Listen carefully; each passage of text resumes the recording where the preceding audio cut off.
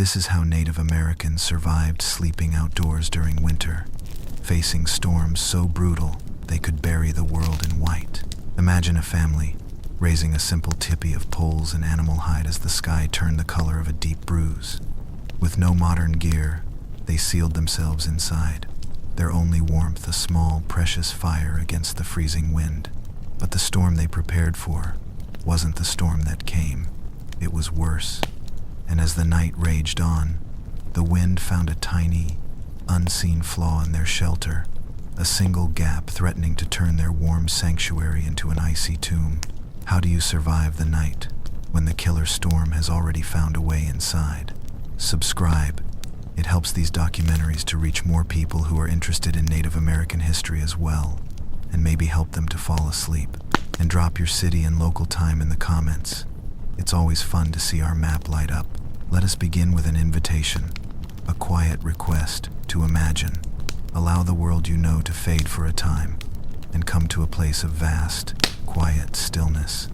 Imagine standing in a landscape covered so deeply and completely in snow that it has lost all its familiar edges. The world is a soft, rolling expanse of white, stretching out under a low, heavy sky the color of pale ash. There are no sharp lines here, only gentle curves where the drifts have settled over the sleeping land. The air is so profoundly cold that it feels sharp in your lungs, a clean, dry cold that carries no scent but that of frozen earth and distant ice. It is a silence that you can almost hear, a deep, resonant quiet that seems to hold the whole world in a state of suspended animation. It is the time of the year the people knew as the moon of frost in the tipi, a season of profound testing and even more profound wisdom. Through this immense and quiet world, a small group of people is moving. Their steps are slow, deliberate, making only the softest crunching sound in the crystalline snow. They are a family of 3 generations, an elder, a grandmother whose face is a beautiful map of a long life lived with attention, a man in his prime, her son, whose movements are strong and economical, and 2 small children, bundled in furs, their dark eyes taking in everything with a serious curiosity. They move not with the hurried pace of those trying to escape the cold, but with the patient rhythm of people who know how to live within it. They are not fighting the winter. They are a part of its deep, slow breath. The family follows the gentle curve of a frozen river, its surface a solid ribbon of white ice, indistinguishable from the banks on either side except for the subtle dip in the land. They are walking through a shallow valley, and it is here that the day's first and most important lesson is being given.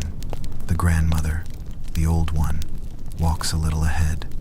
Every so often, she stops, and the others stop with her, waiting in perfect stillness. She does not speak. Instead, she teaches with her eyes, with her posture, with the subtle language of a body that has understood this land for 80 winters. She lifts her chin, a gesture that is not a point but an indication, drawing the children's eyes not to a single spot, but to the story the land is telling. She is showing them how to read the language of the wind. To an outsider, the landscape might seem uniform, a beautiful but featureless expanse of white.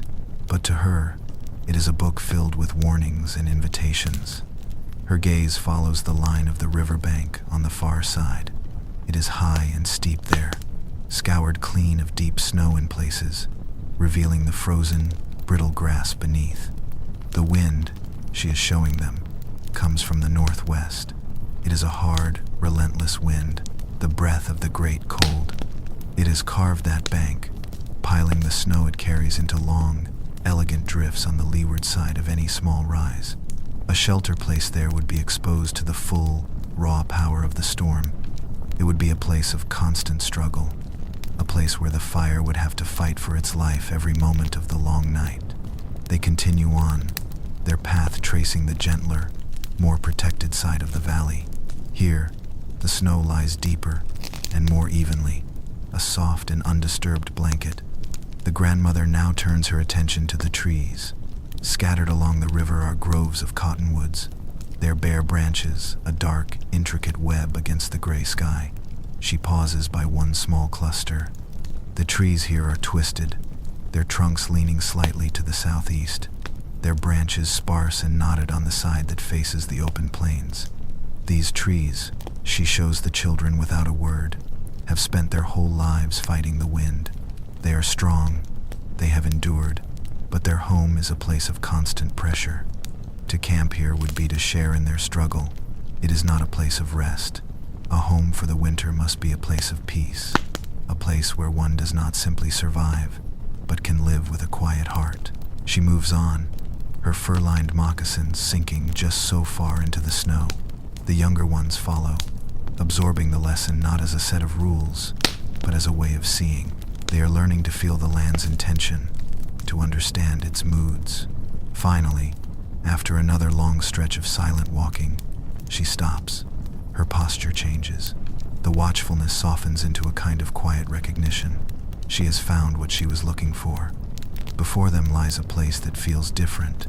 It is a deep bend in the river, and on the inside of the curve, the land has formed a wide, flat terrace, a few feet higher than the frozen water. Protecting this terrace from the north and west is a high, earthen bank, almost a small cliff, carved out by the river's current over 1,000 summers. And at the foot of this bank grows a thick, healthy stand of old cottonwoods. These are not the bent and struggling trees from before. These trees stand straight and tall, their upper branches reaching for the sky in a full, balanced crown. Their trunks are thick and solid, their bark deeply furrowed like an old man's face. The snow beneath them is deep and powdery, untouched by the wind that may be scouring the plains high above. The air here feels different. It is still. The biting edge of the cold is softened. There is a sense of being held, of being sheltered in the arm of the land itself. The grandmother turns her head and looks at her son, then at the children. She gives a single, slow nod. Her eyes hold a deep and settled calm. This is the place.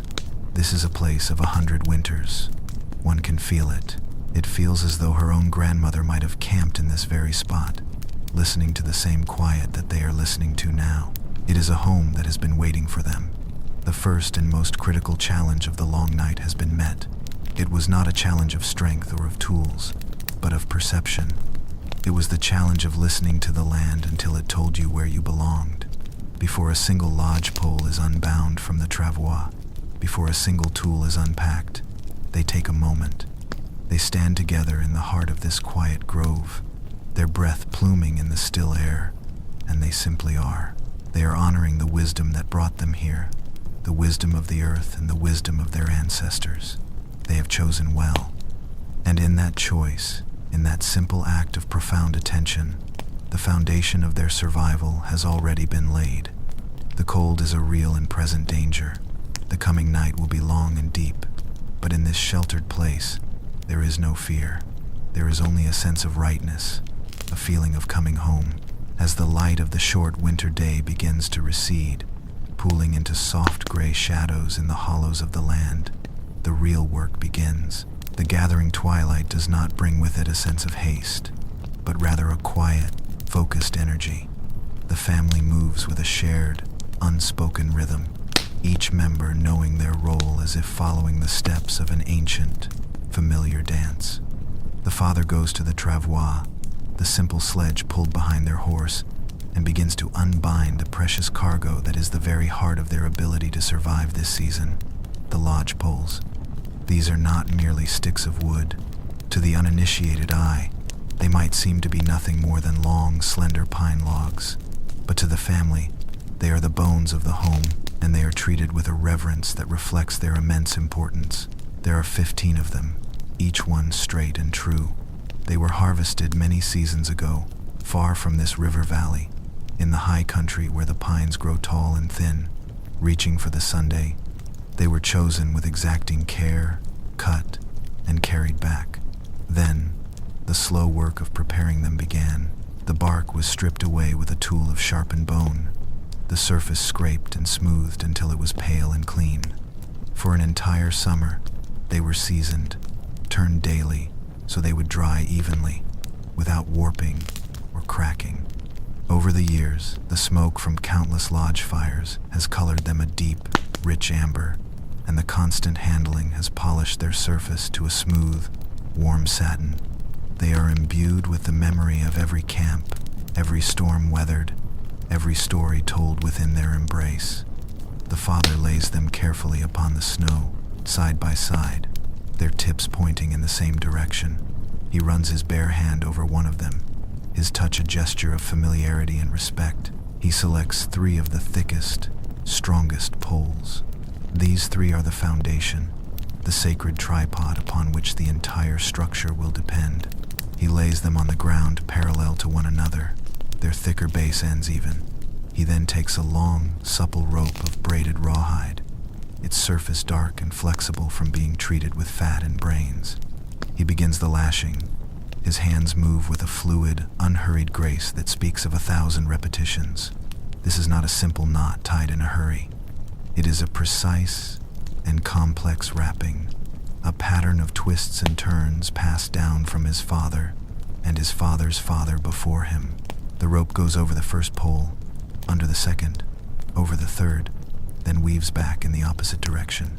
He pulls each wrap taut, using his body weight to ensure there is no slack, his breath puffing out in small white clouds in the freezing air.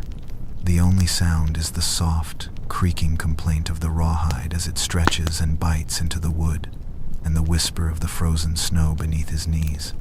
He does not measure the distance from the top of the poles with a stick or by hand spans. He knows it by feel, by an instinct born of deep practice. The knot must be placed at precisely the right point to ensure that when the tripod is raised, the poles spread to form a base of the perfect width, wide enough to be stable, but not so wide that it wastes precious space or heat. The children watch him, their faces serious. They are not merely observing, they are learning. They see the way he holds the rope, the way he braces his feet, the deep concentration in his eyes.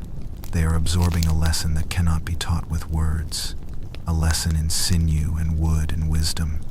When the lashing is complete, the knot is a thing of functional beauty, a complex and powerful connection that will hold the home together against the fiercest of winds.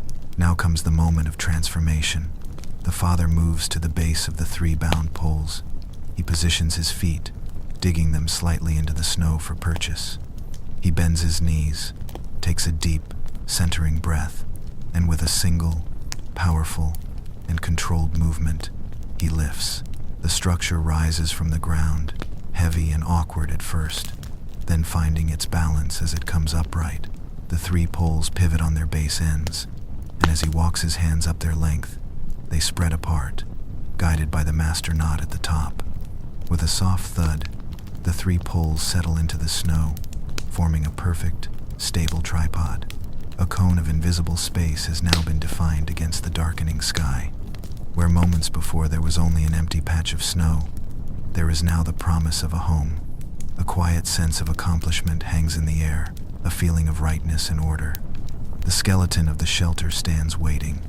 The father steps back for a moment to check his work, his head tilted, his eyes tracing the lines of the structure against the fading light. He nods once, satisfied. The foundation is true. Now the rest of the poles are brought, one by one. The father lifts each pole and lays it gently into the V-shaped crux formed by the tripod. He moves in a slow circle, his steps measured and even. Each pole he adds is an act of creation.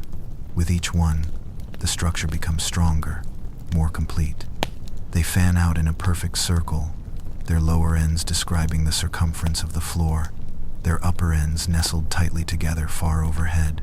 The sound of the wood slotting into place is a soft, solid counterpoint to the growing silence of the evening. A home is taking shape against the snow, a testament to skill, patience, and the genius of a simple, perfect design. The structure is now a beautiful, symmetrical cone, a graceful shape that is both pleasing to the eye and profoundly practical, designed to shed the fiercest wind and the heaviest snow. But as the last pole is set carefully in its place, a new feeling enters the air. It is not something you can see, not yet, but something you can feel on the skin, a subtle shift in the atmospheric pressure. The deep, profound stillness of the sheltered grove begins to dissolve. A whisper of moving air, impossibly high up, touches the very tops of the ancient cottonwoods, and their barest, highest twigs begin to trace tiny circles against the sky. The wind, which had been only a memory, a story told by the bent trees on the exposed plain, begins to find its voice. It is just a murmur at first, a low sigh that seems to come from very far away. But it is growing. The sky in the northwest, which had been a uniform slate gray, has begun to change. A dark line is forming on the horizon, a spreading stain of deep violet, the color of a fresh bruise. It is the unmistakable sign of a plains blizzard, a true winter storm gathering its strength. There is no panic. There is no sudden flurry of desperate activity. This is what the deep cold does, and they have known it their whole lives. But the rhythm of their work changes. The slow, ceremonial pace gives way to a heightened sense of purpose. The challenge is no longer just building a shelter for the night, but raising it completely before the full force of the coming storm arrives. The father gives a quiet command to the grandmother, a look that conveys everything that needs to be said. The urgency is a low hum beneath their movements, a quiet intensity that sharpens their focus. Every action now must be precise. Every moment must count. They are no longer simply building a home. They are in a race against the breath of the north. The urgency that now fills the small, sheltered grove is a quiet thing, not the sharp edge of panic, but the deep, powerful current of focused intention. There is no wasted motion, no shouted command. Everyone has a role, an ancient part to play in the swift and sacred act of clothing the bones of their home. The grandmother moves to a long, carefully wrapped bundle lying on the snow. With hands that are both wrinkled with age and surprisingly strong, she begins to untie the rawhide thongs that hold it. As she works, the two children, who had been watching their father, now turn their attention to her, their small forms already moving to their own appointed tasks. They are not told what to do. They know. The story of this moment has been told to them in their winter sleep since they were born. Their responsibility is the heart of the home, the fire pit. The boy, perhaps 8 winters old, goes to the riverbank, his small hands searching for stones of the right size and shape, the smooth, rounded ones that have been tumbled by the water for 1,000 seasons. He knows not to choose the fractured, sharp-edged stones of the plain, for they can hold moisture that will turn to steam in the fire's heat, causing them to crack or even explode. The river stones are dense and solid. They will accept the fire's warmth patiently and radiate it back out into the lodge long after the flames have died down to embers. His sister, younger by 2 years, begins gathering armfuls of the tall, dry grass that grows in stiff bunches at the base of the cottonwoods, protected from the worst of the snow. This is not for the fire, but for the floor. She knows to choose the driest stalks, the ones that make a soft, whispering rustle as she pulls them free. This grass will form a thick, insulating carpet over the frozen ground, a barrier against the deep, seeping cold of the earth itself, and it will be soft to lie upon. Their movements are small, but filled with a grave importance, a miniature reflection of the larger work happening beside them. Meanwhile, the grandmother has unrolled the immense and heavy bundle. It is the tipi cover, the living skin of their home. It is not a single piece of material, but a magnificent and intricate mosaic of 12 large, brain-tanned buffalo hides, the great winter robes of animals taken in their prime. Each hide was prepared with enormous effort, scraped clean of flesh and hair, then worked with a mixture of the animal's brains and liver, a process that rendered the thick skin as soft and pliable as felt. The grandmother's hands, and her mother's hands before her, stitched these hides together with thread made of dried buffalo sinew. The stitches are tiny, precise, and waterproof, a testament to seasons of patient work by the firelight.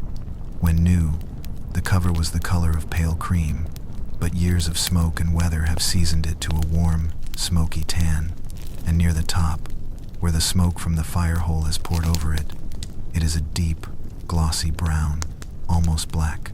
The cover lies upon the snow like a giant, folded wing, its surface holding the faint, pleasant scent of wood smoke and tanned leather.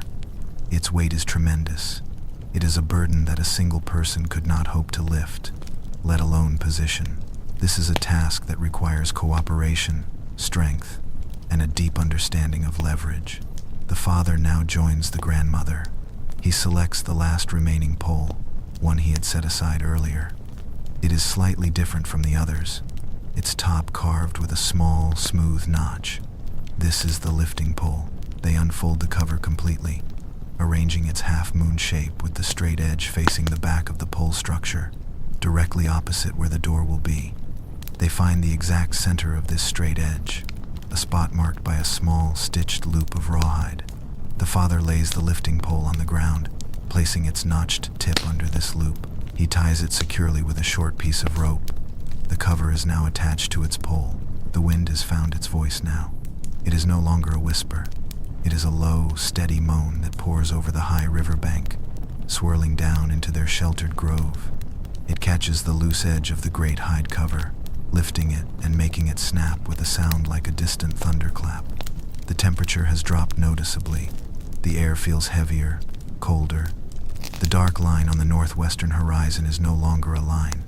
It is a rising wall of darkness that is slowly consuming the last of the day's gray light.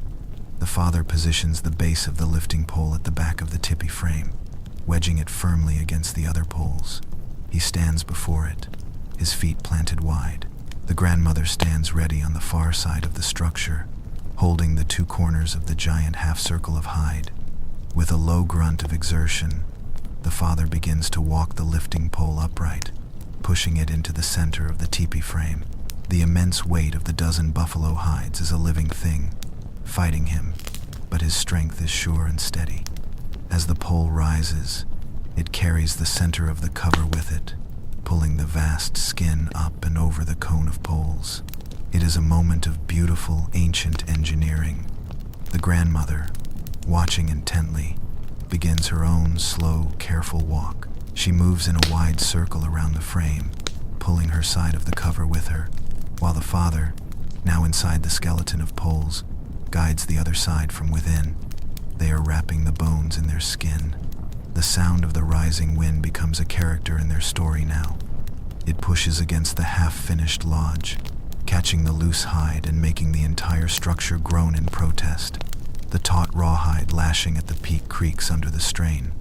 For a moment, the cover becomes a giant sail, and it seems the wind might tear it from their grasp. But they do not falter. They work in perfect unison, their movements flowing together, a silent conversation between them. The father pushes from the inside. The grandmother pulls from the outside, using their bodies to tame the wild energy of the wind, guiding the hide into its proper place. They bring the two straight edges of the cover together at the front of the teepee, overlapping them to create the opening for the door. The lodge is wrapped, but it is not yet sealed. The two overlapping edges must be pinned together. The father takes from his belt a small pouch containing a set of wooden pins. They are each about the length of his hand, carved from a hard, dense wood like ash, and polished smooth so they will not tear the hide. Each one is sharpened to a gentle point at one end and has a small hole drilled through the other, along both edges of the tippy cover. From the smoke hole at the top down to the ground is a series of small, reinforced holes. Starting from the top, the father pushes the first pin through the two overlapping sets of holes. On the outside, the grandmother guides it, her hands ensuring the alignment is perfect. She pulls it snug, and the first connection is made. They work their way down, one pin at a time. It is a slow, rhythmic process. Push, guide, secure. With each pin that is set, the shelter becomes more integral, more solid. The wild flapping of the hide ceases. The roar of the wind outside begins to change, its pitch lowering as its direct force is blunted. The lodge is becoming a place of shelter, a small pocket of stillness carved out of the heart of the growing storm. As they work, the children complete their tasks. The circle of river stones is now complete in the center of the floor, and a neat pile of dried grass lies beside it, ready to be spread. They have also brought in armfuls of the seasoned cottonwood that their father had cut and stacked weeks before, creating a small, precious wood pile near the future doorway. Everyone has a role. No one is idle. As the last pin is set near the bottom, Just as the final act of sealing their world is completed, the nature of the air changes once more. The first flakes of snow begin to fall, but this is not the gentle, fluffy snow of a quiet winter evening. These are small, hard grains of ice, driven almost horizontally by the force of the wind. They make a sharp, hissing sound as they strike the taut buffalo hide of the tipi. The father steps back from the door opening and lifts the door flap, a separate piece of hide weighted with a stick at the bottom, and drops it into place. And suddenly, all is quiet. The great, roaring voice of the wind is instantly muffled, transformed into a low, deep hum that is felt more than it is heard. The sharp hiss of the driving snow is now just a soft, rhythmic patter on the outside of the skin. The world of the storm has been shut out. They are inside. They stand for a moment in the deep twilight of the lodge, their breath visible in the cold air, listening to the muffled voice of the blizzard outside. They have won the race, but the deep test has just begun. They are not fighting the storm. They have simply finished building the vessel that will allow them to live safely within its heart.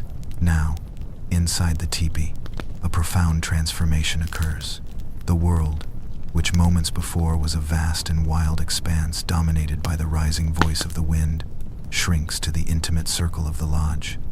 The air is still and intensely cold, but the oppressive, soul-chilling power of the storm is gone, replaced by a deep, resonant quiet.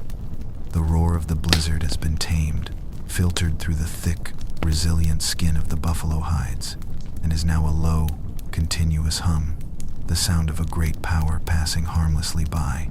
Here, in the dim, pearlescent light that filters through the hide, a new education begins, an exploration of the tipi, not as a mere cone of sticks and leather, but as a living, breathing system, a masterpiece of engineering and spirit. Our narrator's voice becomes even softer now, more detailed, as if sharing a quiet and precious secret. We are invited to understand the soul of the shelter. The simple cone shape, which rises to a point far overhead, is the first lesson in this ancient wisdom. It is a shape of inherent strength and grace, presenting no flat surface for the wind to push against. The wind, no matter how ferocious, finds no purchase here. It flows around the smooth, curved walls, its force deflected and dispersed. The lodge does not fight the wind. It yields to it, guiding it around and away. The teepee is not a perfect cone, but is tilted slightly, its back facing the prevailing northwest wind, being steeper and its front more gently sloped. This subtle asymmetry makes it even more aerodynamic, bracing it against the storm's most powerful gusts, much like a tree that has grown strong by leaning away from the prevailing gales. It is a shape learned from observing the patterns of the natural world, a piece of geometry that speaks the language of the wind. The true genius of the teepee, however, is not visible at first glance. It lies in a second, hidden skin. As the father begins to build a small, careful arrangement of tinder in the stone-lined fire pit, the grandmother and the children unroll another bundle. This one is lighter than the great outer cover. It is made of thinner, softer skins, perhaps antelope or deer, and sewn together with the same meticulous care. This is the inner liner, what is sometimes called the dew cloth, and its presence is what elevates the teepee from a simple shelter into a sophisticated and comfortable home. The grandmother directs the children as they begin to attach it to the inside of the lodge poles. It is not hung from the peak, but is tied much lower down, at about the height of a standing adult's shoulders. From there, it hangs down to the ground, where its edge is tucked under the sleeping robes and belongings that will line the perimeter of the living space. It does not touch the outer wall. Instead, it creates a wide, continuous channel of air, a space between the two skins that runs all the way around the lodge. To an outside observer, its purpose might seem a mystery, but to the family, its function is as vital as the fire itself. The effect is immediate. The space within the liner instantly feels more intimate, a room within a room, but its true purpose is far more profound. It is the engine that drives the ventilation of the entire structure. The principle is one of beautiful simplicity. The bottom edge of the outer tipi cover is not pegged down flush with the earth. It is left with a small gap, allowing the cold, dense outside air to slip underneath. This cold air enters the channel between the outer wall and the new inner liner. Because this air is heavy and cold, it stays low, flowing like an invisible river around the base of the lodge. As it circulates, it is slowly drawn inward by the presence of the fire. The fire needs air to breathe, and it pulls this fresh, cold, oxygen-rich air toward its base. As this river of cold air warms, it begins to rise, flowing upward in the gap between the skins. This creates a steady, constant, and gentle current, a convection cycle. This rising column of warm air in the channel creates an updraft, a gentle but irresistible force that travels all the way to the top of the liner. And it is this force that performs the teepee's greatest magic. It acts like a chimney, actively pulling the smoke from the central fire up with it. The smoke does not wander aimlessly or fill the living space. It is caught in this current and drawn cleanly up and out of the smoke hole at the peak of the lodge. This inner skin has a second, equally critical function, one which gives it its common name. In the deep cold of a winter night, the warm, moist air from the family's breath and the steam from any cooking would rise and hit the freezing surface of the outer hide. Without the liner, this moisture would instantly condense and freeze, coating the inside of the teepee with a layer of fine, white frost. When the fire was built up, or if the temperature fluctuated, this frost would melt, dripping a constant, miserable rain of icy water down upon the inhabitants and their belongings. But the dew cloth prevents this. The moisture from the living space hits the warmer surface of the inner liner instead. The air in the channel between the skins carries this moisture upward and out through the smoke hole, keeping the inner walls in the living area perfectly dry and comfortable. The liner is the difference between mere survival and damp misery and true restful well-being. It is a simple piece of technology that demonstrates a masterful understanding of physics, creating a self-regulating system of warmth, fresh air, and dryness. With the liner in place, the father now gives his attention fully to the fire. A spark, struck from flint and steel into a small handful of cattail fluff, is nurtured with gentle breath. It catches in a nest of dry grass and shaved cedar bark, and soon a small, clean flame flickers to life within the stone circle. The life of the home has been kindled. The smoke from the new fire, thick and white at first, rises, and now, the final lesson in the art of the living lodge is about to be given. High above, at the peak of the teepee, where the poles meet, the opening is not just a simple hole. It is flanked by two large, semicircular flaps of hide, the ears of the teepee. These are not part of the main cover, but are attached to it, and their position is controlled by two long, slender poles that are not part of the primary structure. These poles rest on the outside of the teepee, their bases planted in the snow, their tips tucked into small pockets sewn into the corners of the flaps. At first, the smoke from the fledgling fire does not draw perfectly. It rises, but then seems to hesitate, some of it swirling and flattening out under the peak, threatening to cloud the air inside the lodge. The old grandmother turns to the boy. Her face, illuminated by the flickering orange light of the new fire, is calm and patient.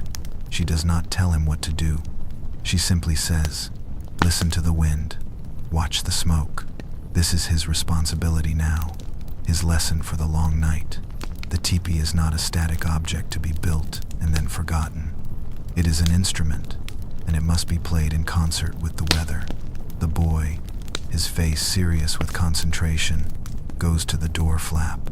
He lifts a corner just enough to stick his head out into the storm. The wind hits him with a physical force, and the fine, stinging snow bites at his exposed cheeks. He does not pull back immediately. He closes his eyes and feels the direction of the wind's great river. He feels its pressure on the left side of his face, the northwest.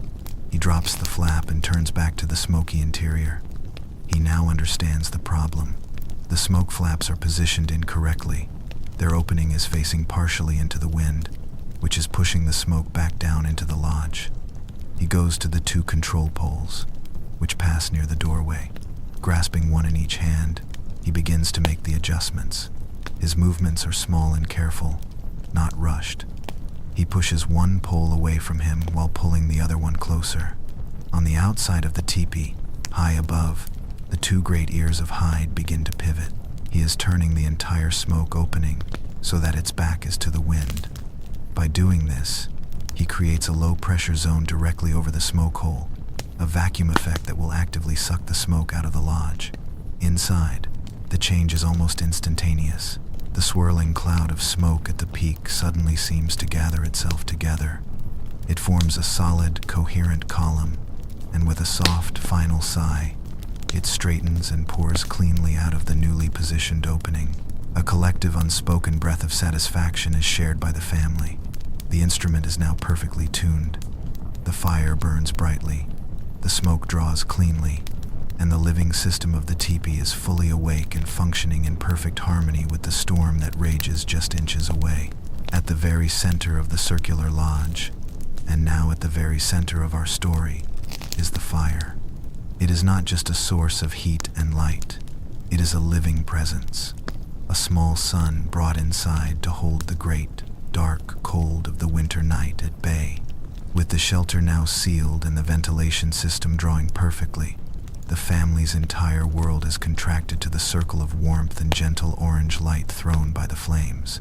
The smooth, amber-colored lodge poles above seem to reach down toward it, their surfaces catching the flickering light, making it seem as if the very bones of the home are alive and breathing. Shadows dance on the inner liner, large and soft, creating a comforting sense of movement in the enclosed space. The father sits on one side of the fire pit, his posture relaxed but attentive. He is the keeper of this small sun, a responsibility he holds not as a burden, but as a sacred trust. To manage a fire inside a home made of dried animal hides and wood is a skill of the highest order, demanding constant, quiet attention and a deep understanding of the fire's nature, its needs, and its moods. This is not the place for a great, roaring bonfire that consumes fuel with a greedy hunger.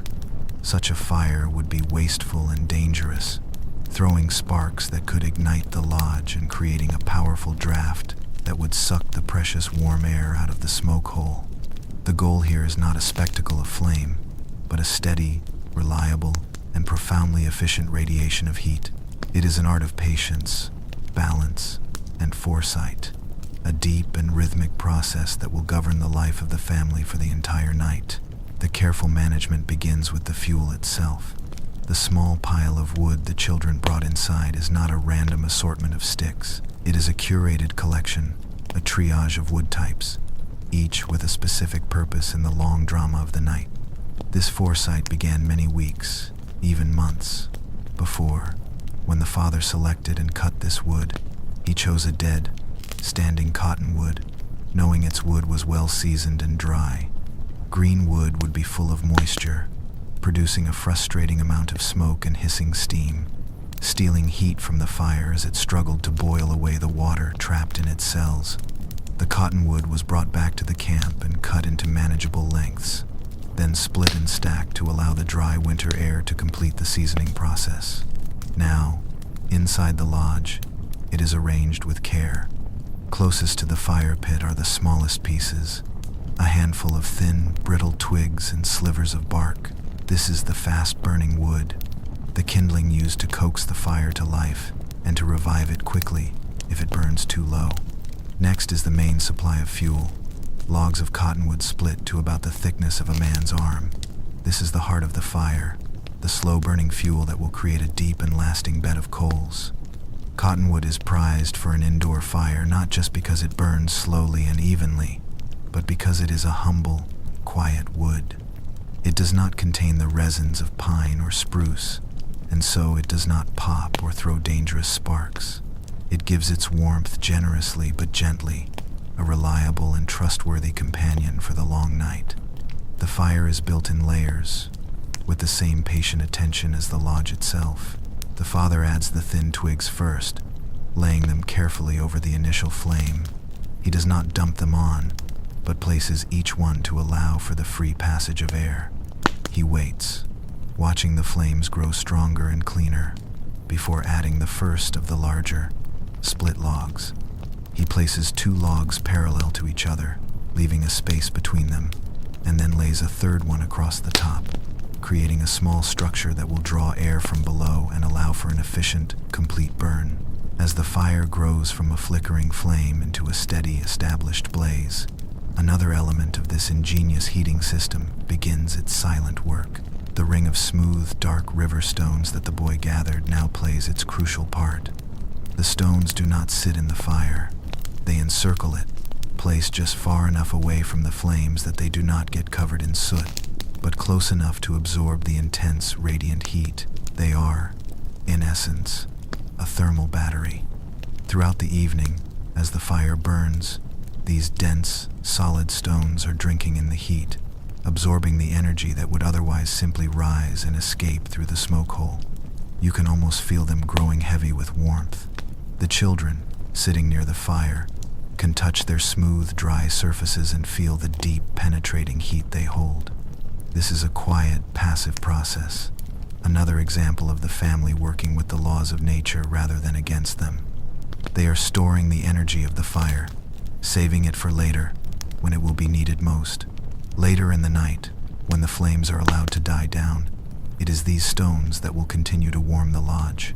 They will become gentle, passive radiators, giving back the heat they have stored, releasing it slowly and evenly into the space. The warmth from the stones is a different kind of warmth from the direct heat of the flames. It is a softer, more pervasive heat that warms the back and the sleeping robes, a steady and comforting presence in the darkest hours. Some of the smaller, fist-sized stones may even be heated and then wrapped in pieces of scrap hide to be placed inside the sleeping robes as personal warmers. A small, concentrated dose of the fire's heart to be held close through the coldest part of the night. This simple ring of carefully chosen stones doubles the efficiency of the fire, ensuring that not a single piece of precious, hard-won firewood is burned in vain. Every bit of its energy is captured and put to use, a testament to a mindset that understands the value of conserving every resource. As the evening deepens and the family prepares for sleep, the father begins the final and most crucial act of fire management. The objective now is to put the fire to sleep, to preserve its life through the long, unattended hours of the night, so that it can be easily reawakened in the cold, dark morning. This is the art of banking the embers. It is a technique that requires skill, a light touch, and a deep trust in the process. He uses a long, pointed stick to carefully nudge and rearrange the contents of the fire pit. He pushes aside any unburned pieces of wood, saving them for the morning. His goal is the heart of the fire, the deep, glowing bed of red and orange embers. He gently coaxes them all together, gathering them from the edges of the pit and piling them into a compact mound in the very center. This glowing pile, no bigger than a large bowl, contains an immense amount of stored heat. It is the living essence of the fire, and it must not be allowed to die. At the edge of the fire pit, in a place kept dry and undisturbed, is a small pile of fine white wood ash, the remains of countless previous fires. This ash, which might seem like waste to an outsider, is in fact a precious and vital tool. Ash is one of the world's most effective natural insulators. The father takes a piece of flat bark and uses it as a small shovel. With slow, careful motions, he begins to spoon this ash over the mound of glowing embers. He does not dump it, but sifts it gently, allowing it to cover the coals in a fine, even layer. He continues this process until the entire glowing mound is completely buried under a thick, soft blanket of gray-white ash, perhaps several inches deep. The bright, mesmerizing glow of the embers disappears, and the light in the teepee fades to a deep, profound darkness, broken only by the faintest memory of red that seems to hover in the air where the fire once was. He has tucked the fire into bed.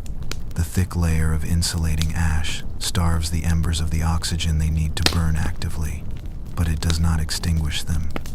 Instead, it slows their combustion to a near standstill.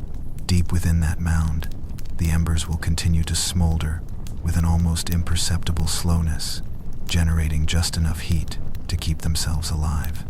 The fire is sleeping, its life force held in a state of suspended animation, protected from the cold and the drafts of the night. It is a promise made to the morning. In 6 or 7 hours, in the deepest cold just before the dawn, all he will need to do is scrape away that insulating blanket of ash, and the glowing heart of the fire will be revealed, still alive, ready to be fed a few slivers of dry kindling and be brought back to life with a single, gentle breath. There will be no need to struggle with flint and steel in the dark, no need to coax a reluctant spark in the freezing air.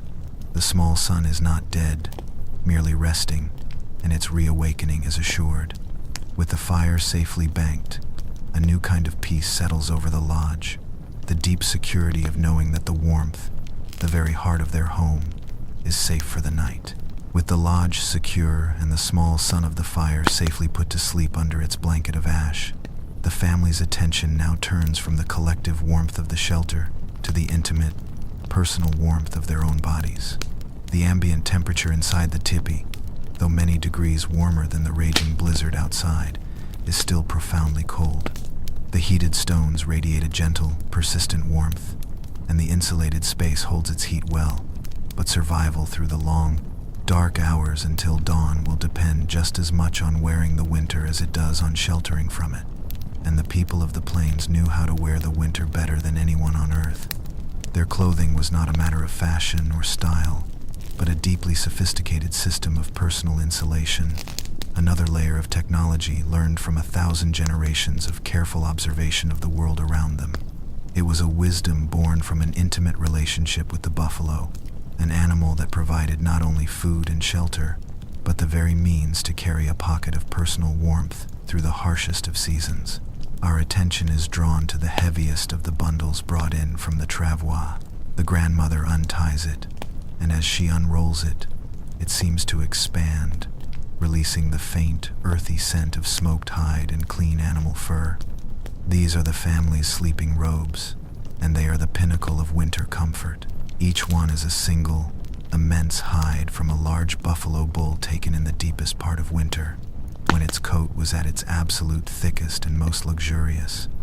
The preparation of these robes was a long and arduous process, an art form in itself. The hide was not tanned to leather but was brain tanned on one side only, rendering the skin side a soft, pliable, and incredibly strong material like chamois, while leaving the hair on the other side completely intact. The thick, dark, curly wool of the buffalo undercoat, protected by the long, coarse guard hairs, is one of the most effective natural insulators in the world. It works on a simple and elegant principle. It traps a thick layer of air. Air itself is a very poor conductor of heat, and by holding a deep layer of it close to the body, the fur prevents the body's precious warmth from escaping into the cold. To lie under one of these robes is to feel an immediate and profound sense of comfort. The sheer weight of it is a comforting pressure, and as your own body heat begins to warm the pocket of air trapped by the millions of tiny fibers, it feels as if the robe itself is generating warmth, wrapping you in a cocoon of perfect, dry heat. It is a gift from the winter buffalo, a piece of its own survival shared with the people. The family's daily clothing is based on the same principle of layering and trapping air. They do not wear single, thick, heavy garments. Instead, they wear multiple, lighter layers, a system that is far more versatile and effective. Closest to their skin, they might wear a soft, thin shirt of antelope or deerskin, tanned to a buttery softness. Over this, a heavier tunic of buffalo calfskin, and over that, leggings and a long breechclout for the father. The children are bundled in similar layers, their small bodies protected by the softest and warmest hides. This layering allows them to precisely regulate their temperature by adding or removing garments as their activity level changes, a crucial element in preventing the one great enemy of winter survival, moisture. But the true genius is most evident in their footwear. Keeping feet warm and dry in sub-zero temperatures is one of the greatest challenges of winter life. Cold feet can quickly lead to frostbite and incapacitation. The family wears moccasins, But they are not the simple, thin-soled moccasins one might picture from a summer scene. These are winter moccasins, larger than their summer footwear, with high, wrap-around cuffs that can be tied securely around the ankle to keep out snow. They are constructed from the thickest part of the buffalo's neck or shoulder hide, tanned with the hair on the inside, creating an initial layer of insulation. But the real secret lies in what fills the space between the foot and the hide. Before putting on their moccasins for the night, the grandmother takes handfuls of the same tall, dry grass the young girl had gathered for the floor. She fluffs it up, working it between her hands until it is soft and springy. She then carefully pads the inside of each moccasin with a thick, generous layer of this grass. The children do the same for their own, having been taught this essential skill since they were old enough to walk. This simple, humble grass is a miracle of insulation. It creates a thick, air-trapping cushion around the entire foot, insulating it from the frozen ground below. But it does something even more important. It wicks away moisture. The human foot is constantly perspiring, even in the cold, and this moisture, if trapped, will quickly cool and freeze, stealing heat from the body with terrifying efficiency. The dry, absorbent grass acts like a sponge, pulling this moisture away from the skin and trapping it in its hollow fibers, keeping the feet perfectly dry and therefore perfectly warm. In the morning, this damp grass liner will be removed and discarded, and a fresh, dry one will be inserted, ensuring their feet begin the new day warm and comfortable. It is a simple, brilliant solution, using a freely available material to solve one of winter's most persistent and dangerous problems. As the family settles down for the night, arranging their sleeping robes on the thick carpet of grass that covers the floor, one final act of preparation is performed. The grandmother takes a small, carved wooden bowl from her bag. Inside is a thick, tallow-like substance, a mixture of rendered buffalo fat and fine wood ash. This is another form of medicine against the cold. The bitter wind of a plains blizzard can be incredibly drying, and the fine, abrasive particles of wind-driven snow can chafe and burn any exposed skin. With a gentle touch, she takes a small amount of this protective balm on her fingertips and carefully rubs it onto the cheeks, noses, and foreheads of the two children. The layer of fat provides a waterproof barrier, protecting their delicate skin from windburn and frost nip, while the fine ash helps to cut the glare of the sun on the snow, should they need to venture outside in the morning. It is an act of profound tenderness, a small ritual of care passed down through generations of mothers and grandmothers. It is a physical manifestation of the knowledge that survival is not just about big gestures like building a shelter, but about an accumulation of small, wise, and attentive details. Every vulnerability has been considered, every contingency planned for. They are not just waiting out the storm, they are living within it, fully prepared, their comfort and safety ensured not by complex machinery or vast stores of resources, but by a deep and practical understanding of the gifts of the land and the animals with which they shared it. To wear the winter buffalo was to accept its strength, to wrap oneself in its wisdom. In their robes, with their grass-lined moccasins and protected skin, the family is an island of warmth and life, a small, self-contained ecosystem perfectly adapted to the harsh and beautiful world that rages just beyond the thin, resilient wall of their home. The human body is its own small fire, and to keep that internal flame burning brightly through a long winter night requires fuel. Survival is not just about defending against the cold from the outside, but about stoking the furnace within. With the lodge secure, the fire banked, and their bodies wrapped in the warmth of the buffalo, the family now partakes in the final ritual of the day, a small but deeply nourishing meal. This is not a grand feast, but something far more elemental and profound. It is the gift of the long-ago sun, the stored energy of a warmer, more bountiful season, brought forth now to sustain them in the heart of the great cold. The grandmother reaches for a parfleche, a stiff, folded container made from untanned rawhide, its surface painted with beautiful geometric designs in earthy reds and yellows. From it, she takes out a small, dark, and heavy lump of food.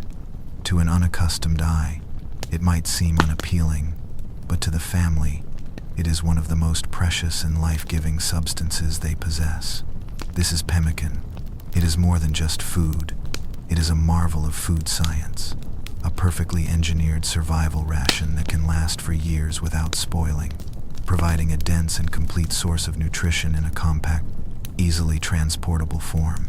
Its creation was a long and laborious process, another of the great cycles of work that define the seasons. It began in the late summer and early autumn during the great buffalo hunts.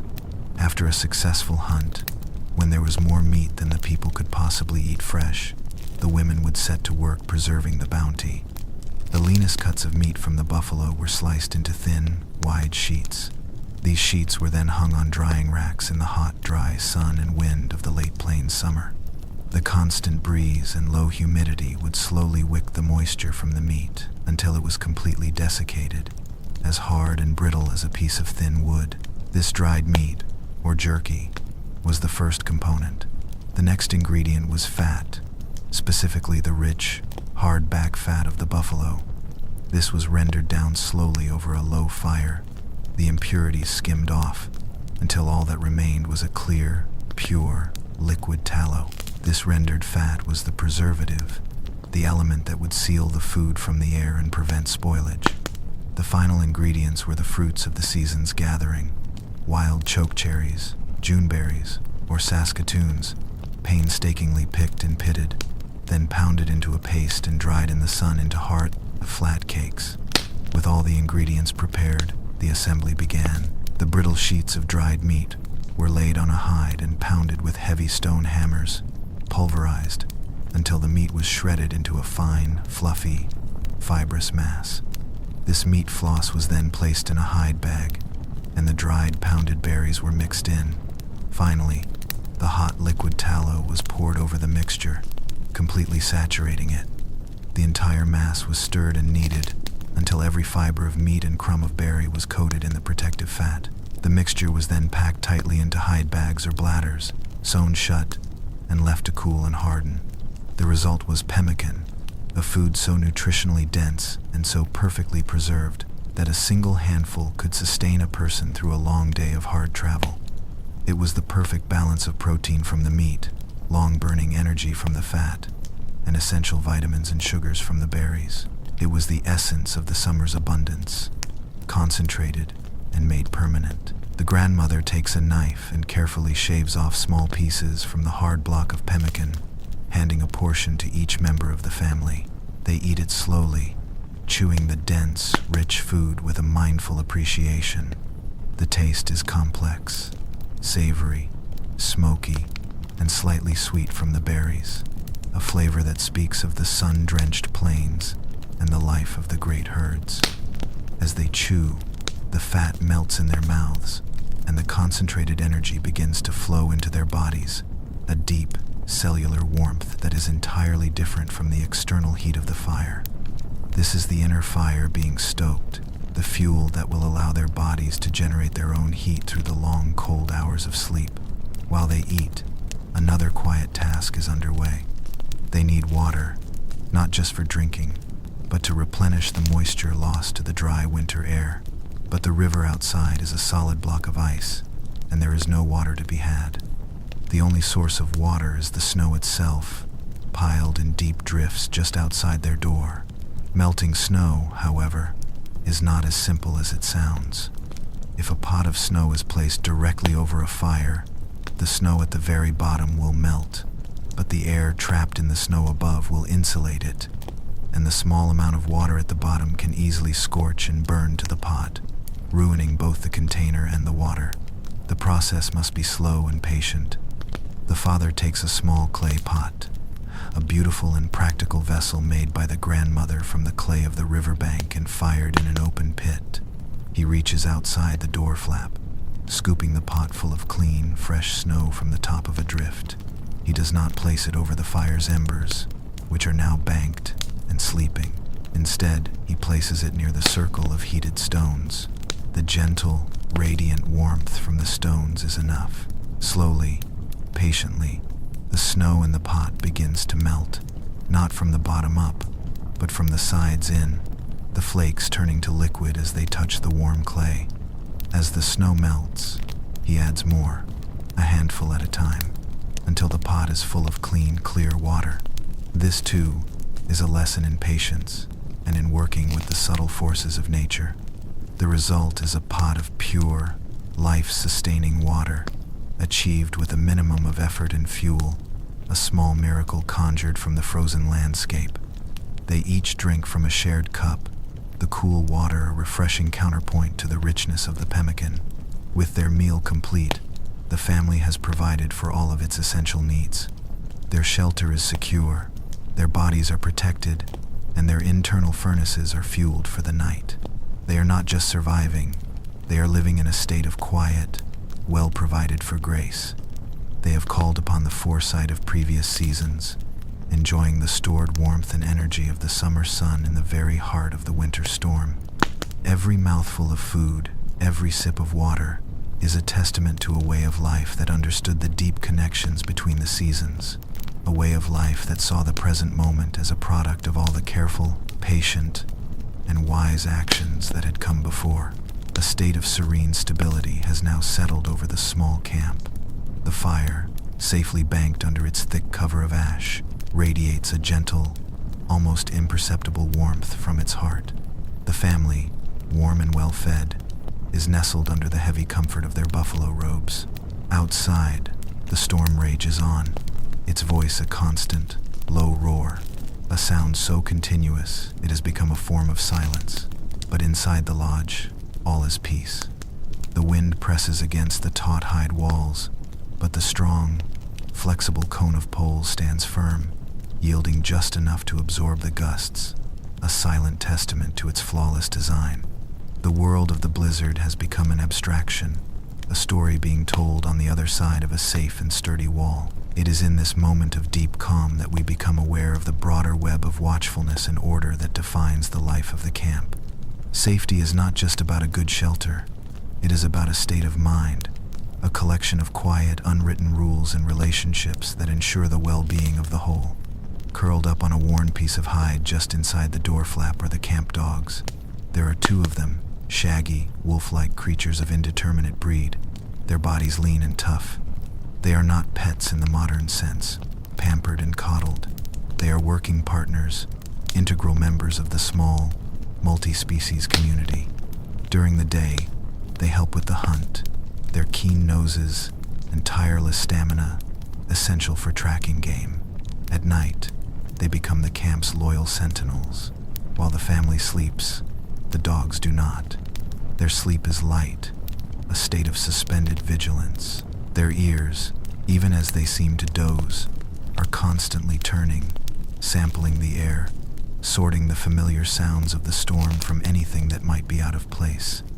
The steady moan of the wind, the soft patter of snow on the hide, the gentle creak of the lodge poles under strain, these sounds are the normal music of the night. But the crack of a twig under a heavy foot, the low growl of a predator, or the scent of a stranger on the wind, any of these would bring them instantly to their feet, a low, guttural warning rumbling in their chests.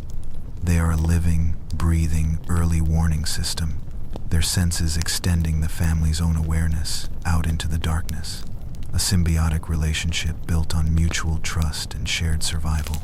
This sense of order extends to the interior of the lodge as well. Everything has its place. This is not for the sake of neatness, but for the sake of absolute, thoughtless efficiency. The father's hunting weapons, his bow, his quiver of arrows, his knife, are not left scattered about, but are placed in the same spot every single night, within easy reach of his sleeping place. Should he need to rise suddenly in the dark, he does not need to see or to think. His hand will know exactly where to go. The grandmother's tools for hide work, the precious cooking pot, the family's supply of pemmican. Each item has its designated space, its placement part of a shared mental map of their small world. In the pitch black of a moonless, storm-shrouded night, any member of the family could navigate the lodge and lay their hands on anything they needed without a moment's hesitation. This is not just a habit, it is a discipline, a form of deep respect for their tools, and for the order that keeps them safe. The family itself sleeps in a deliberate formation, a circle with their feet pointing toward the central fire pit, like the spokes of a wheel. This is the most efficient way to share the warmth radiating from the banked embers and the heated stones, ensuring that everyone benefits equally. The children are nestled between the two adults, protected on both sides, their smaller bodies sharing the warmth of their parents. The grandmother sleeps near the back of the lodge, in the place of honor opposite the door. It is a formation that speaks of community, of shared warmth, of the family as a single, interconnected unit. There is a quiet, unspoken understanding of who will attend to the needs of the night. If a child should wake and cry, the grandmother will soothe them. If the wind should shift and cause smoke to back down into the lodge, it is the boy who will rise and adjust the smoke flaps. And in the deep, cold hours before the dawn, it is the father who will wake to gently uncover the sleeping fire and bring it back to life. These are not chores to be debated, but ancient and accepted responsibilities, a rhythm of care that flows as naturally as breathing. And so, for a long time, there is nothing but this deep and abiding peace. The sounds are the sounds of safety, the muffled drumming of the wind, the occasional soft snore of a sleeping child, the even, quiet breathing of the dogs. It is a state of serene stability, a small, warm world in perfect balance with the great, cold, chaotic world outside. But then, there is a change. It is subtle at first, a slight shift in the texture of the sound. The wind, which has been a steady, low roar, finds a new note. It is a low, guttural moan, a sound with a different and more menacing quality. It is the sound of the wind that has found a flaw. Something has changed. Perhaps a wooden pin holding the lodge cover together has worked loose under the constant strain. Perhaps a small section of the hide has stretched in an unexpected way. The wind, relentless and opportunistic, has discovered a tiny, unseen gap in the tippy's skin, a place no bigger than a man's hand, probably high up near the peak where the poles cross. And through this tiny opening, a thin, almost invisible trickle of fine, cold snow begins to dust its way into the lodge. It is not a dramatic intrusion, but it is a breach. A fine, cold powder begins to settle on a sleeping robe, a silent, insidious invader. At the same time, the father, even in his sleep, becomes aware of another subtle shift. The ambient temperature inside the lodge, which had been stable, has begun to drop, just a degree or two, but enough to register on his finely tuned senses. He opens his eyes in the darkness and knows, with an instinct born of 1,000 nights like this, that something is wrong. He sits up, his movements slow and silent so as not to wake the others. He looks at the small, precious woodpile near the door, and in that moment, he feels a small, cold knot of concern. The woodpile is lower than he had anticipated. He had brought in what he thought would be more than enough fuel for the night and the morning, but in the focused urgency of setting up the camp, he had misjudged. He had not accounted for the sheer, bone-deep intensity of this particular storm. The storm is not passing, as they often do, blowing themselves out after a few hours of fury. This storm is different. It is settling in for a long stay, its grip on the land tightening. The small, manageable challenges of the evening have now coalesced into a quiet, but serious, crisis. They have a breach in their shelter, a dwindling supply of fuel, and a storm that is only growing in its power. The state of serene stability has been broken. The true test of the night has just begun. In this moment, where a quiet crisis has announced itself in the deep heart of the night, the deepest wisdom of the people comes into play. The response is not dramatic. There is no flurry of activity, no anxious discussion, no sense of fear. Panic is a luxury that has no place in a world where a single mistake can mean the difference between life and death. Instead, what unfolds is a series of small, vital, and exquisitely precise adjustments, actions born not of frantic improvisation, but of 1,000 winters of accumulated experience. It is the wisdom of knowing that great challenges are often solved not with great force, but with small, intelligent acts of care. The father remains seated, To go outside now, to lift the door flap and expose the warm interior of the lodge to the full, raw fury of the blizzard, would be an act of profound folly. It would instantly drain their precious reservoir of warmth, and would likely be a futile gesture anyway. To attempt a repair on the high, wind-whipped skin of the tipi from the outside in the blinding, freezing darkness would be to invite disaster. The solution must come from within. His eyes, now fully accustomed to the deep gloom, scan the high, dark cone above him. He cannot see the tiny breach directly, but he can hear it, that low, guttural moan that is so different from the steady drumming of the wind on the rest of the lodge. His ears pinpoint the source, high up and to the left of the smoke hole, near where the lifting pole rests against the main frame. He now understands the problem. Under the relentless pressure of the storm, the heavy outer cover has likely shifted by a mere fraction of an inch, creating a small, tight gap between the overlapping edges near one of the upper lacing pins. To solve this, he does not need to go outside. He needs to adjust the skin itself. Lying near the back of the teepee is an extra pole, one that is not part of the main structure. It is long and slender, perhaps used for poling a canoe in the summer or for knocking stubborn branches from a tree. He takes this pole now. Its length allows him to reach all the way to the peak of the lodge from his seated position. With slow, careful movements, he raises the pole until its tip is near the source of the sound. He uses the tip of the pole not as a weapon to be jabbed, but as a long, sensitive finger. He gently probes the inner wall of the tipi. He is feeling for the slight slackness, the subtle difference in tension that marks the problem area. Finding it, he applies a gentle, steady pressure, pushing outward. He is not trying to patch the hole, but to shift the entire immense hide cover by a tiny, incremental amount, using the internal pressure to encourage the overlapped edges to settle back into a tight, secure seal. For a long moment, nothing happens. He maintains the pressure, patient and steady, and then there is a soft, almost inaudible settling sound, the creak of stressed hide finding a more comfortable position, and instantly the low, guttural moan of the wind ceases. It is gone.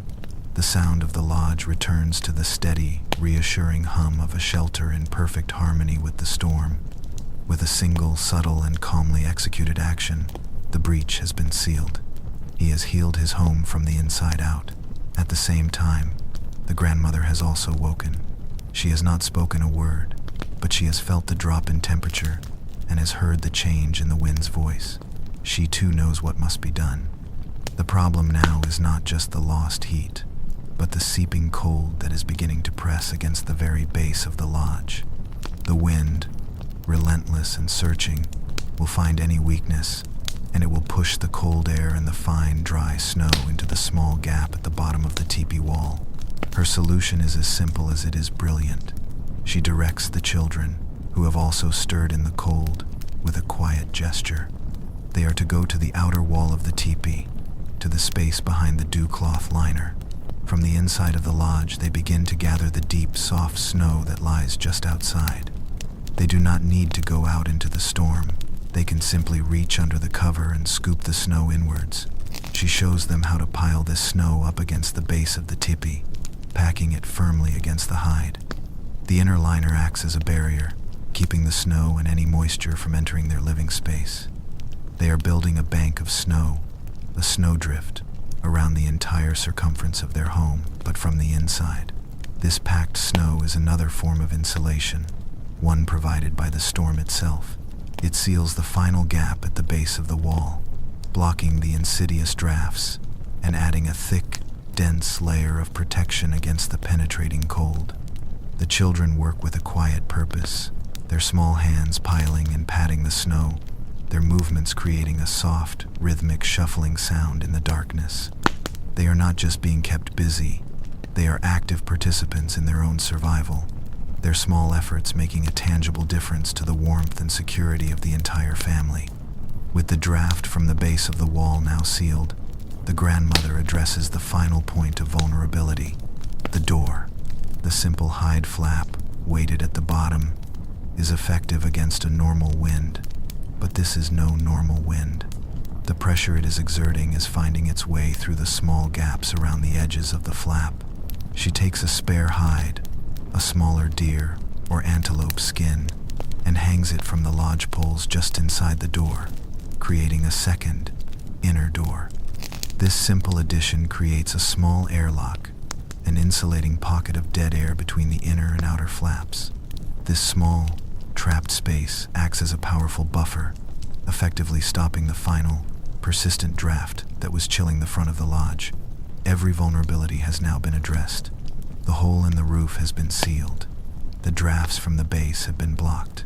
The cold from the door has been buffered. These are the choices born of 1,000 winters of experience. Subtle, calm, and incredibly effective. They have not expended a great deal of energy. They have not consumed any of their precious, dwindling supply of firewood. Instead, they have used their intelligence, their experience, and the very materials of the storm itself to reinforce their fortress of warmth. They have listened to the storm, understood its attack, and met it with a quiet and deeply intelligent defense. The lodge is secure once more, perhaps even more secure than it was before. The quiet crisis has been met and mastered, and a deeper sense of peace, the peace that comes from overcoming a genuine challenge, settles over the small, warm space. The storm is now at its peak. It is no longer just a wind that blows. It has become the entire world. The sound outside is a constant, low, and overwhelming roar, a force of such immense power that it seems to vibrate in the very bones of the earth. The air is thick with a solid, blinding mass of wind-driven snow, a white chaos that has erased the landscape, the sky, and the horizon. There is no longer any separation between the elements. There is only the storm, a single, vast, and living entity. But inside the lodge, a stillness of an almost impossible depth has fallen. With all the small adjustments made, with every vulnerability sealed, and every draft quieted, there is no more work to be done. There is only the waiting. It is a time to be present, a time to trust completely in the integrity of the shelter, in the accumulated wisdom of the ancestors, and in the quiet strength of each other. The challenge now is not one of physical action, but of spirit. It is the challenge of being calm and small and safe in the heart of something incomprehensibly large and powerful. In an act of profound conservation, a silent and mutual agreement passes between the father and the grandmother. Now is not the time to consume their dwindling supply of fuel. The lodge is as warm as it is going to be, its temperature stabilized by the newly added insulation of the snowbank in the absence of any drafts. To add wood to the fire now would be a waste.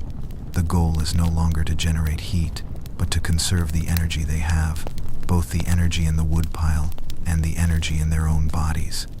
So the banked fire is left to sleep under its protective blanket of ash. There is no flicker of flame, no crackle of burning wood. The only light is a faint, almost imperceptible memory of a glow that seems to emanate from the heated stones of the fire ring, a soft, deep red that is felt more than it is seen. The family, sensing this shift from action to stillness, huddles closer together. They draw the heaviest of the buffalo robes over all of them, creating a shared pocket of warmth, a nest of humanity in the vast, cold darkness.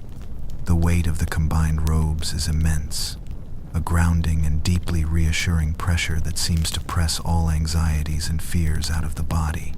Underneath this communal blanket, their individual body heats merge and are shared, their breaths creating a small, warm microclimate that is entirely separate from the cold of the lodge around them.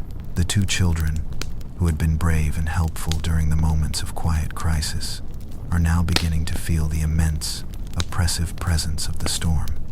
The unending roar of the wind, even muffled as it is, can be a terrifying sound to a small person. They press closer to their father and grandmother, their small bodies tense with a nascent fear. It is now that the grandmother, the keeper of the family's spirit, employs the oldest and most powerful of all survival tools, the story. Her voice, when she begins to speak, is a low, steady murmur, a thread of calm and familiar sound woven into the immense and chaotic noise of the storm. She does not raise her voice to compete with the wind. Instead, she speaks so softly that the children must quiet themselves and listen with great intention to hear her words. Her voice is not just a sound, it is an anchor, something certain and human to hold onto in the vast, formless darkness. She tells a story. It is a very old story, one she heard from her own grandmother when she was a small child, huddled just like this in a tipi during a great storm. It is the story of a clever rabbit. It is not a story of great heroes or epic battles, but a small, wise tale about a small, seemingly helpless creature who must survive the winter.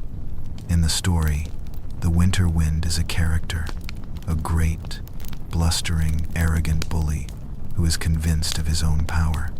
He boasts that he can freeze any creature, that no one can withstand his mighty breath. The rabbit, small and humble, does not try to fight the wind. He knows that would be foolish. Instead, he listens. He studies the wind's ways. He sees how the wind piles the snow into deep drifts behind the brush. He notices how the wind cannot blow into the deep, hollow spaces under the roots of the oldest trees. The rabbit does not build a great fortress. He simply finds a small, deep burrow that is already there, a place the wind is too big and clumsy to enter. And when the winter wind comes roaring, the rabbit is curled up deep in the earth, warm and safe, listening to the wind's angry howls far above. The wind exhausts itself, blowing and shouting, but it cannot touch the clever rabbit, who has used the wind's own power to create his shelter. The grandmother's voice is rhythmic and hypnotic. She does not use dramatic inflections or loud gestures. She simply lets the ancient words flow. Her tone is steady and reassuring as a slow heartbeat. The children, captivated by the familiar tale, begin to relax. Their tense little bodies soften. They are no longer just two small children in a dark tipi. They are now with the clever rabbit in his warm, safe burrow.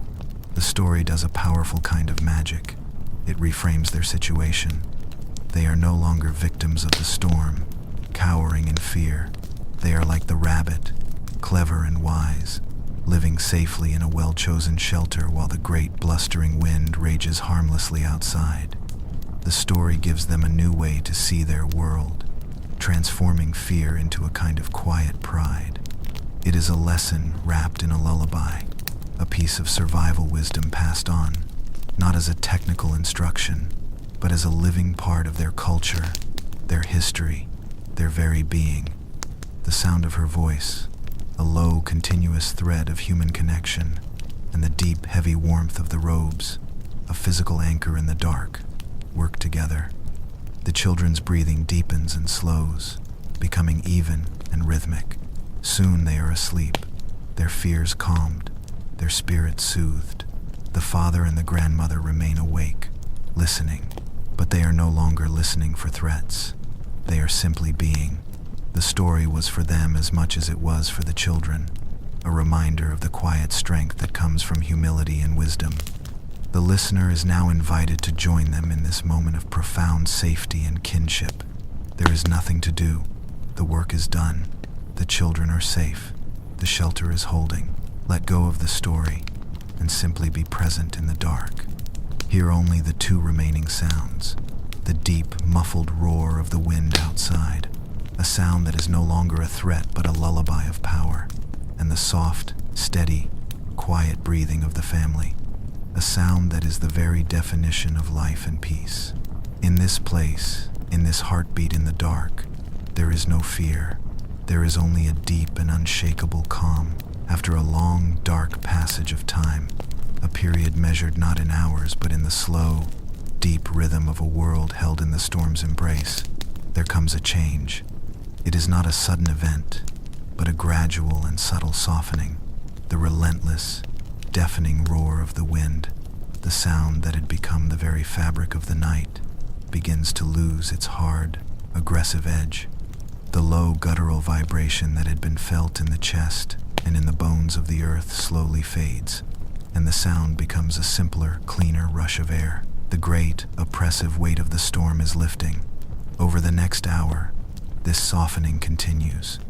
The sound recedes further, from a roar to a howl, from a howl to a sustained moan. and finally, from a moan to a whisper. And then, there is a moment of profound and absolute stillness. The silence that follows is so deep, so complete, that it feels louder than the storm it replaced. It is a silence that rings in the ears, a silence full of the memory of the great noise that has passed. Inside the teepee, the father stirs. His body, attuned to the subtle language of the world even in sleep, has registered the great shift. He lies still for a long moment, simply listening to the immense and beautiful quiet. The only sound now is the soft, even breathing of his family. The threat has passed. He moves with a slow, deliberate grace, carefully extricating himself from the warm nest of buffalo robes so as not to disturb the sleeping children. A different quality of light, a light he has not seen for many long hours, is beginning to filter through the smoke hole at the peak of the lodge. It is not the flat, featureless gray of the storm, but a soft, luminous blue, the sacred and gentle light of the pre-dawn. He moves to the front of the lodge, his moccasined feet making no sound on the grass-covered floor. He reaches for the door flap, his hand pausing for a moment in a gesture of respect and anticipation for the new world he is about to witness. He lifts the flap. Before him is a world transformed. The violent, chaotic energy of the storm has been replaced by a scene of perfect and pristine tranquility. Every surface is covered in a deep, immaculate blanket of new snow, a soft and sculpted landscape that has erased all the hard edges of the land.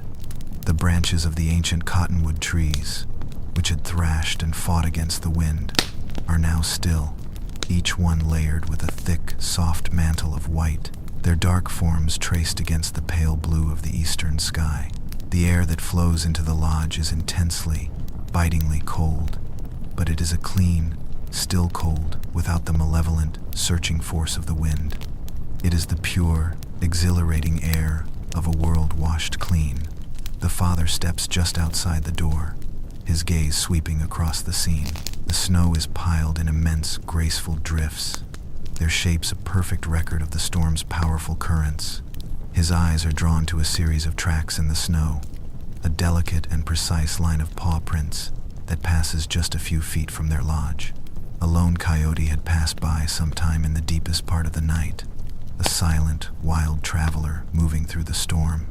The tracks are a quiet testament to the integrity of their shelter. The coyote, with its keen and wild senses, would have known the family was there, but it also would have known they were safe and secure, not a threat, and so it had passed by on its own mysterious errand. The father feels a quiet sense of gratitude fill his heart. Gratitude for the strength of the lodge poles, for the resilience of the buffalo hides, for the deep wisdom of the ancestors who had taught him how to build this home. The narrator's voice can now offer a final reflection on the lesson of the long night. Survival, we can now see, was not a battle. It was not about fighting the winter. To fight the winter would be to fight a god, a foolish and arrogant act that could only end in defeat. No, survival was about something much deeper. It was about honoring the power of the winter, about showing it the proper respect through humility, knowledge, and community. It was about knowing when to act and when to be still. It was about understanding that the greatest strength was not to be found in force, but in quiet, patient attention to the small, life-giving details. They did not conquer the storm. They had simply made a place for themselves within its heart, and in doing so, had been granted safe passage through its furious, beautiful, and life-renewing power. The first, tentative rays of the rising sun now touched the very top of the teepee, turning the thin wisp of smoke that has begun to rise from its peak into a column of pale, shimmering gold. Inside, the new day has begun. The father has gently scraped away the thick, insulating layer of ash from the fire pit, and there, in the center, is the miracle he had trusted in, a small, tight mound of cherry-red embers, still glowing with the stored life of yesterday's fire. The small son has slept through the storm, and now it is time for it to be reborn. He takes a few of the driest, most delicate twigs from the woodpile and lays them carefully over the embers. He leans down, his face close to the warmth, and blows a single, long, gentle breath. The embers, starved of oxygen all night, respond instantly. A tiny, bright flame flickers, catches on the tinder, and begins to grow. The small sun at the center of the home is reborn, and its soft, orange light begins to push back the deep blue shadows of the dawn. The family is beginning to stir, roused by the new light and the familiar, comforting crackle of the fire. But for this one quiet moment, all is peace. The great test of the night has passed. The home held, the knowledge of the ancestors proved true once more, and now there is nothing left for you to do. The work is done, the warmth is secure. The world outside is quiet and beautiful, resting under a blanket of new snow. You can let go of the story now and simply rest in this moment of safety and peace. Imagine the feeling of that heavy buffalo robe, the gentle heat from the glowing embers on your face, the profound stillness of the world outside. There is no wind to listen for, no work to be done. There is only the steady, quiet rhythm of your own breath, rising and falling in the warm, safe dark. Let the lessons of the long night settle and allow yourself the deep, restorative gift of peace. Just rest now. Just sleep.